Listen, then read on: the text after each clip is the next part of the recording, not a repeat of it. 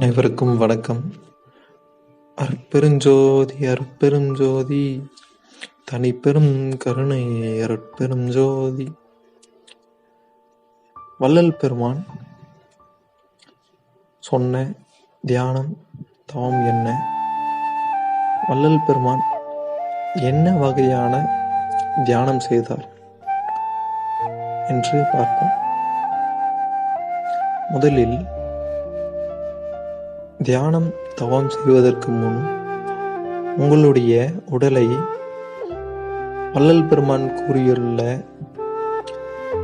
நித்திய கர்ம விதி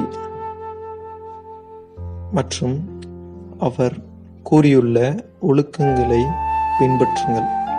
இந்திரிய ஒழுக்கம், கரண ஒழுக்கம், ஜீவ ஒழுக்கம், ஆன்ம ஒழுக்கம் என்று 4 வகையான ஒழுக்கங்களை நமக்காக அளித்துள்ளார். முதலில் அதை பின்பற்றுங்கள். அதன் பிறகு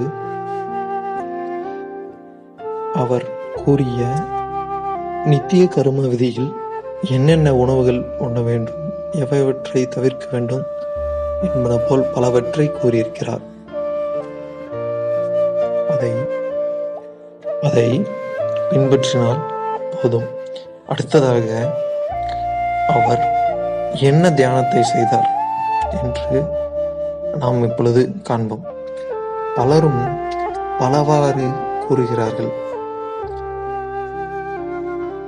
வள்ளல் பெருமான் தீப பயிற்சி செய்தார் என்றும் சில யோக முறைகளை செய்தார் என்றும் கூறுகிறார்கள்.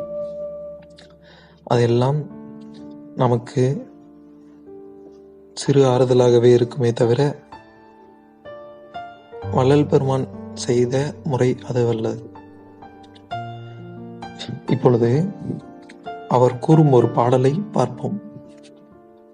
அந்த பாடல் என்னவென்றால், நானே தவம் புரிந்தேன், நானே களிப்படைந்தேன், தேனே எனும் அமுதம் தேக்க உண்டேன், ஊனே ஒளி விளங்க பெற்றேன், உடையான் இணைத்தான், அலி விளங்க தூக்கி அணைத்தான் என்கிறார்.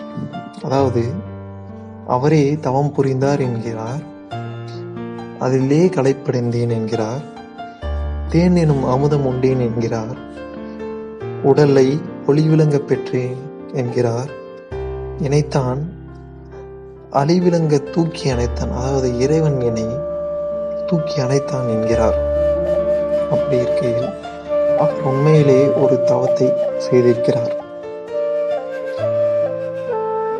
அடுத்த பாடல்,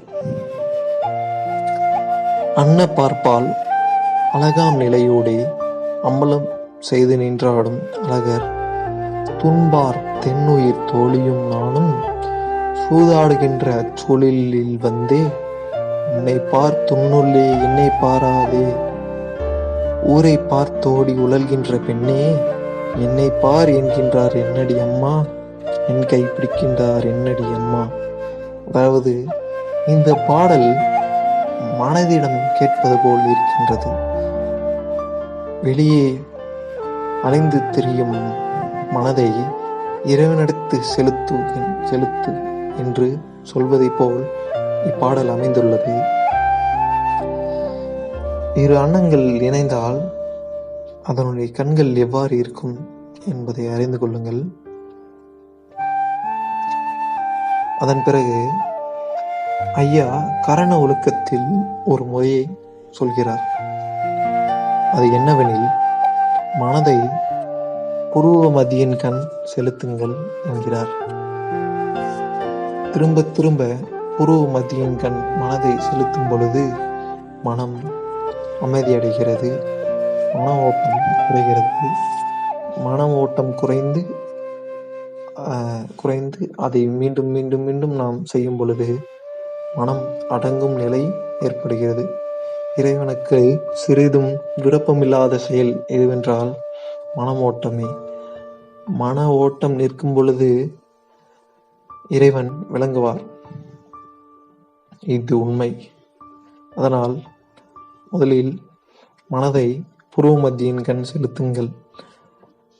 அதேபோல் ஜீவகாருண்யம் இல்லாமல் செய்யும் தவம், யோகம், ஞானம் போன்ற அனைத்து முறைகளும் வீணே என்று கூறுகிறார். அதனால் முடிந்தவரை பிறருக்கு உபகாரம் செய்யுங்கள். பிற உயிர்களை தம்முயிர் போல் எண்ணுங்கள். இவ்வாறு செய்வதனால் நீங்கள் கூடிய விரைவில் மேல்நிலை அடையலாம். அதுபோல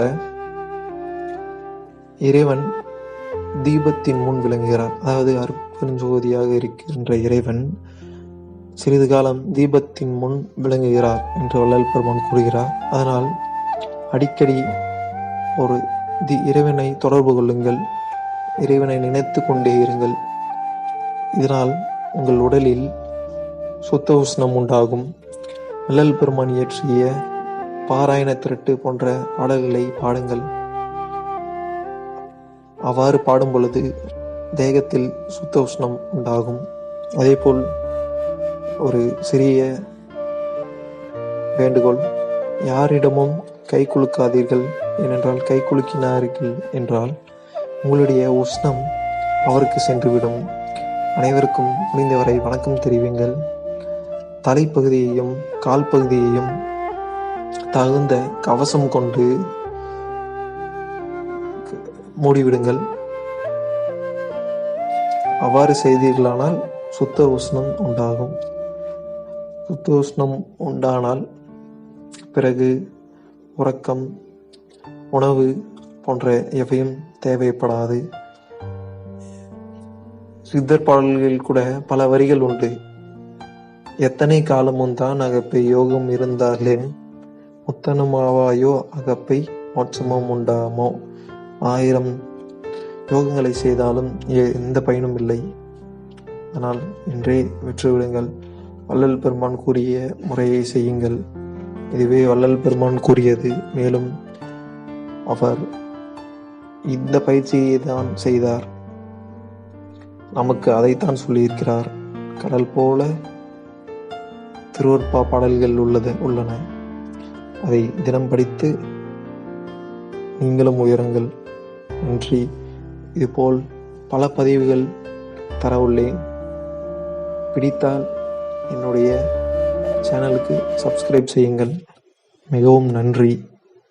அருட்பெரும் ஜோதி, அருட்பெரும் ஜோதி, தனிப்பெரும் கருணை, அருட்பெரும் ஜோதி.